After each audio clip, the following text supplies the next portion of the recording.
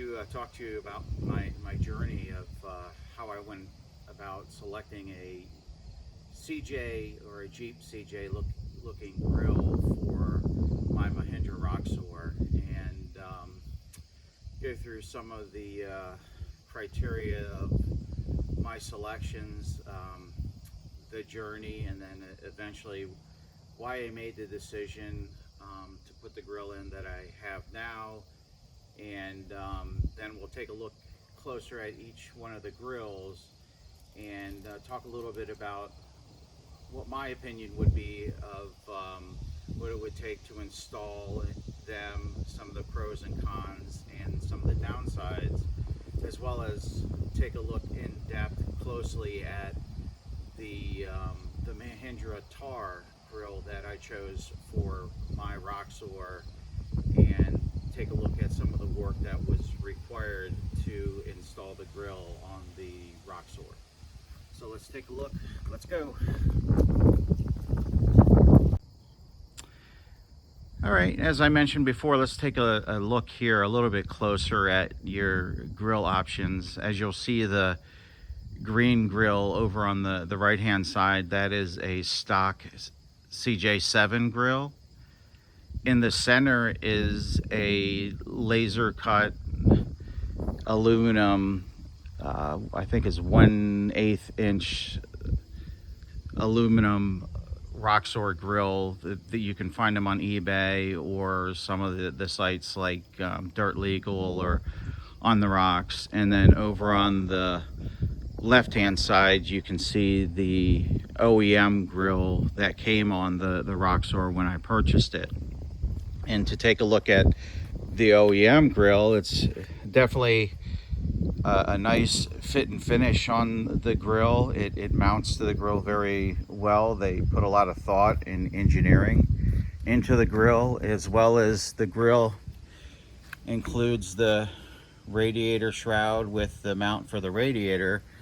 And if you take a look, they did a really good job, in my opinion, of mounting the grill with fasteners and options. And if we take and we remove this grill and look at the stock opening of the, I guess, the grill support and the radiator shroud and support, this is where this laser cut or plasma cut grill comes into play. This is popular on Roxors. I see a bunch of guys running them. They're a fairly easy modification to put on a Roxor.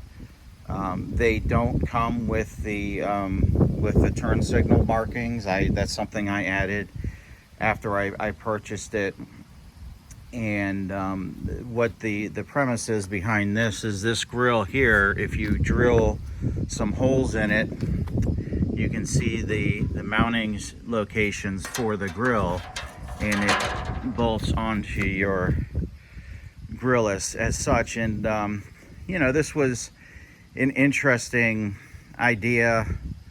I had originally put it on my Roxor, and it just didn't add the texture and the depth and the authentic look that I was going for. Not to say that there's anything wrong with it. It's just I decided to go in another direction. And another reason I chose this was it gave me a good template for dimensioning, because my thought, which leads me over to the CJ grill, was, could I take a CJ grill and modify it in such that it would fit in the Roxor? And after taking some measurements and looking at it, I noticed that you would have to increase the length and the width. You would essentially need to come in here and cut somewhere in here and there and stretch it to make it look factory and stock. And then I also went behind and measured the radiator mounting points, and they weren't close. So I did further research and over in India, during the production runs, they created their vehicle called the Thar, which our Roxors evolved from. And the Thar Grill looked very promising. However, it's located in India. You need to ship it here, and you're praying that it fits. And overall, the fitment worked really well. The bolt hole locations here, they aligned perfectly. There was no issue at all at actually locating and installing the factory bolts in those locations. So that was promising. That gave me a start where I could locate the Roxor. However, if you look at one of the major things I had to do is, if you look at the Roxor here, it has a mounting hole for your lower body mount. And also, if you take a look at the grill here, you have a flat level piece here. And the Thar, it has different mounting locations and holes. One hole is over here, and one hole is over here. I thought, well, I could make a different mount from the frame and bring it up, since these are leveled out, or I could take measurements from the other Roxor grill and see how I could create a mount or an adapter I could weld on to the grill and fashion it the same way. So what I did was I took a bunch of measurements from the other grill and made up a mount and welded it on the bottom. And then I was able to take a hole saw and create a hole here so I could get to the bolt to fasten the grill down.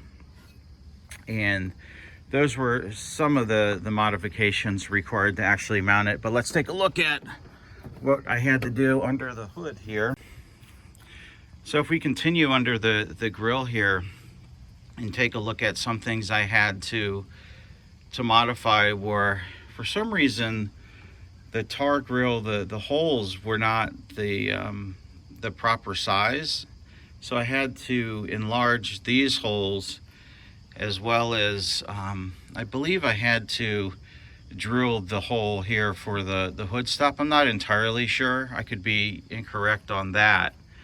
Another thing I had to do was to locate and drill all of these pins to hold the rubber isolator on the grill. And this is very important, because I thought I could leave it off, but the hood, it creates I think a good 1/8 to 1/4 inch gap without this retainer. And I've looked at some videos on some Thars and some pictures, and they have that there as well. I guess it's a gap adjuster or a mistake preventer on these Roxors.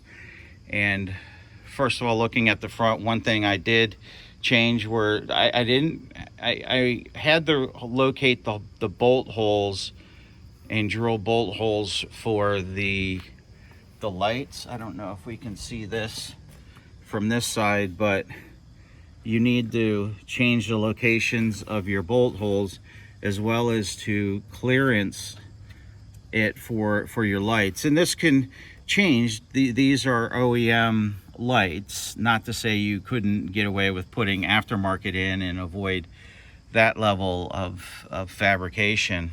But I elected to keep it the stock lights in place. And then these are Jeep CJ style turn signal lights. It was just a matter of marking and drilling a hole for that. And some things that the automatic Roxor owners will need to consider are, how are you going to go ahead and mount your transmission cooler? So I had to do some work, took some measurements off the old grill, which was nice, as it had the mounting brackets. However, this here is narrower than the Thar and off a little bit in the height, so you have to make some adjustments there, as well as you need to make some adjustments in your transmission cooler lines, because there's just no way they fit in the newer configuration. Somebody might come up with a better design than me, but you know, I had to address that as well. And I think one of the last considerations was the radiator, and that took some trial and error. But the nice thing is since the Thar grill or radiator support is wider in the rear than the Roxor, what I was able to do was to just make new holes on the standard rail here that came on the Thar grill. And then what I had to do was to move the grill over. So what I did was I fabricated a new piece that I could unbolt and bolt the radiator and the shroud to, and bolt it in. So you can see some trial and error here for different levels of adjustment. So I'm hoping to get some measurements, put that in the CAD, and make up a good bracket for that, and the transmission mount. Maybe it could be just a matter of just drilling holes and bolting it into the grill instead of requiring welding skills. So I'm gonna take and consider that. So I hope you guys enjoyed the video. What I plan to do is show some more additional Roxor modifications, as well as modifications to Jeeps and other machining type ideas. The goal is to put the information out there. I mean, I spent a lot of time researching and figuring it out, so I hope it helps somebody out there. And again, don't forget to like, subscribe, and click the bell. Thanks, guys.